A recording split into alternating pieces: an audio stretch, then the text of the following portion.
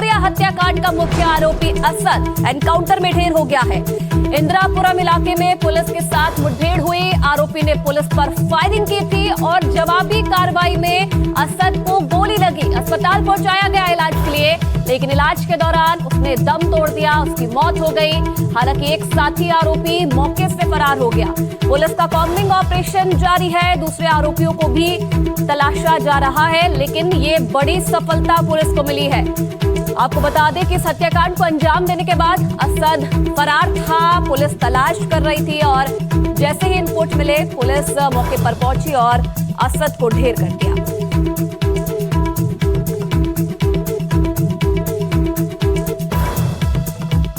और देखिए, परिवार का रिएक्शन भी सामने आया है। सभी आरोपियों का ऐसे ही एनकाउंटर हो, ये कहना है सूर्या की मां का। आरोपियों के घर पर बुलडोजर एक्शन हो, आरोपियों के घर पर बुलडोजर चले, ये चाहता है सूर्या का परिवार। और उनका ये भी कहना है कि जितने भी आरोपी हैं हत्याकांड में शामिल, सभी का ऐसा ही एनकाउंटर हो जैसा कि असद का एनकाउंटर पुलिस ने किया है। तो सूर्या की मां का ये रिएक्शन, शुरुआत से ही परिवार ये मांग कर रहा था कि आरोपियों का एनकाउंटर हो, प्रशासन का बुलडोजर इनके घरों पर चले, क्योंकि जिस हत्याकांड को इन्होंने अंजाम दिया उसे लेकर परिवार में बहुत गुस्सा था। क्या कुछ और कहा है सूर्या की मां ने, वो भी आप सुन लीजिए। सबका एनकाउंटर कहाँ हुआ है सर? एक का ही तो मुझे दिखाई दिया, फिर मुझे तस्वीर तो अभी दिखाई दी नहीं गई है।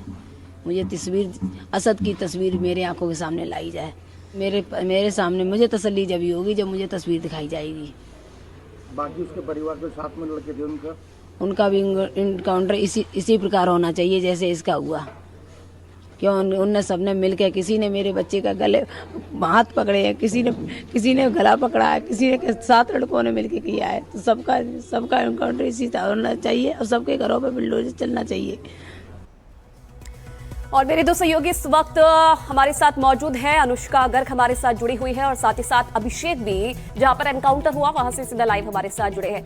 अनुष्का, सबसे पहले आपके पास आऊंगी, क्योंकि परिवार जब हत्याकांड हुआ उसके बाद से ही ये मांग कर रहा था कि एनकाउंटर हो, आरोपियों को सख्त सजा मिले। 2 मांगे की जा रही थी कि प्रशासन का जो बुलडोजर है वो भी चले इनके घरों पर। एक जो मांग है वो तो पूरी हो गई है, हालांकि जवाबी फायरिंग में पुलिस ने इस कार्रवाई को अंजाम दिया है, लेकिन क्या जो परिवार है अब इस एनकाउंटर से संतुष्ट है?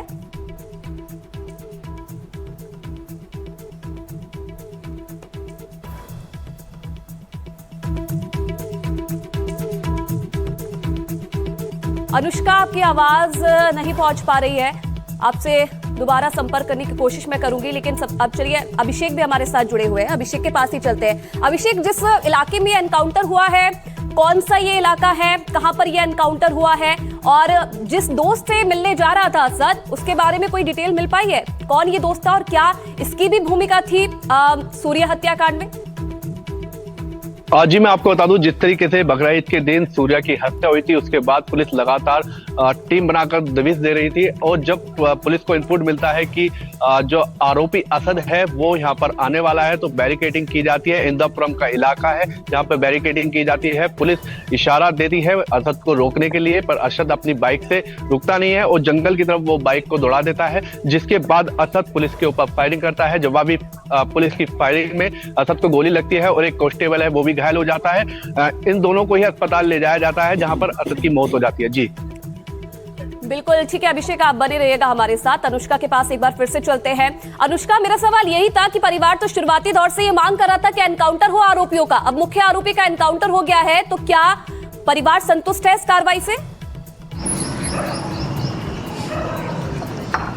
बिल्कुल, जिस तरीके से हम देख रहे हैं लगातार जो मृतक की मां है उन्होंने कहा है कि इनकाउंटर से सिर्फ बात खत्म नहीं होती, क्योंकि 7 लोग थे इस पूरे मामले में इन्वॉल्व। उनकी मां ने साफ साफ बात अपने वक्तव्य में कहा है कि जिस तरीके से 7 लोगों ने पकड़ा है उस जगह पे कहीं ना कहीं मां ने मांग की है कि किसी तरीके से जो है 7 आरोपी को सजा मिलनी चाहिए और सिर्फ इनकाउंटर से ही बात खत्म नहीं होती है।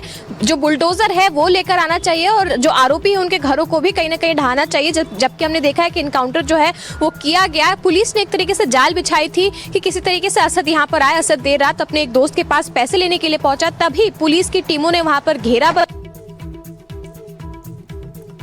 जी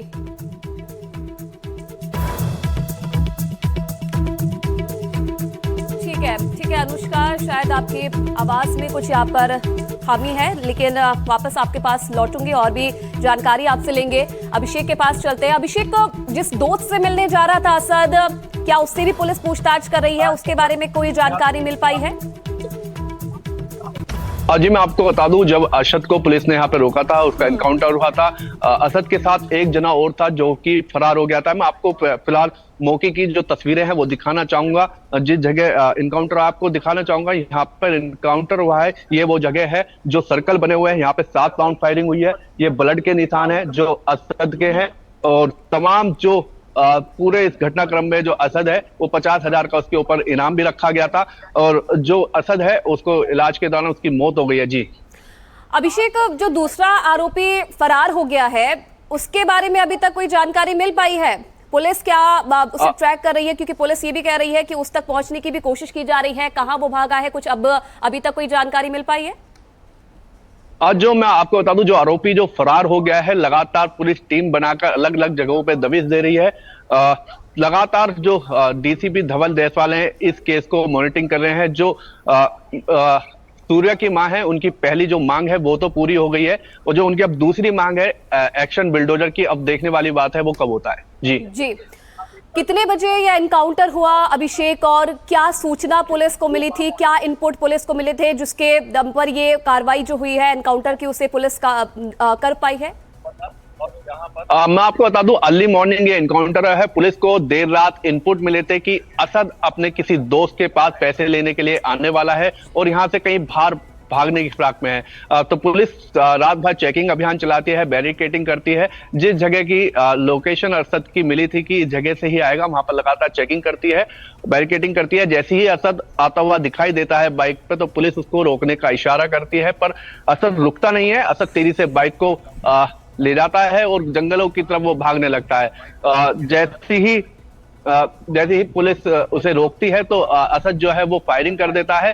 7 राउंड इस मामले में फायरिंग हुई है, जिसमें जो कांस्टेबल है वो भी घायल हुआ है। जब पुलिस की तरफ से कार्रवाई की गई तो असद को गोली लगी, जहां पर उसे अस्पताल ले जाया जाता है। अस्पताल में डॉक्टर उसे मृत घोषित कर देते हैं। जी अभिषेक, जो तस्वीरें आप दिखा रहे हैं और जो गोल घेरे जो आपने दिखाए हैं, क्योंकि फायरिंग जिससे हिसाब से लग रहा है वहां पर मौके वारदात पे बाइक कहीं और पड़ी है और गोलियां जो है जगह जगह उसके निशान हम देख रहे हैं, तो काफी लंबे समय तक जो ये एनकाउंटर था ये चल रहा था। इन तस्वीरों को देखकर तो यही समझ आ रहा है।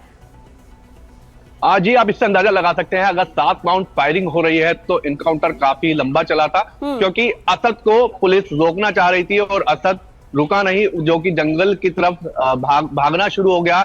जब भागते हुए पुलिस ने उसे दोबारा रोकने की कोशिश की तो उन्होंने पुलिस के ऊपर फायरिंग कर दी। जब पुलिस ने आत्मरक्षा में अपनी तरफ से फायरिंग की तो असद के गोली लग जाती है, और असद ने जब फायरिंग की तो एक कांस्टेबल के गोली लग जाती है। दोनों को अस्पताल ले जाता है।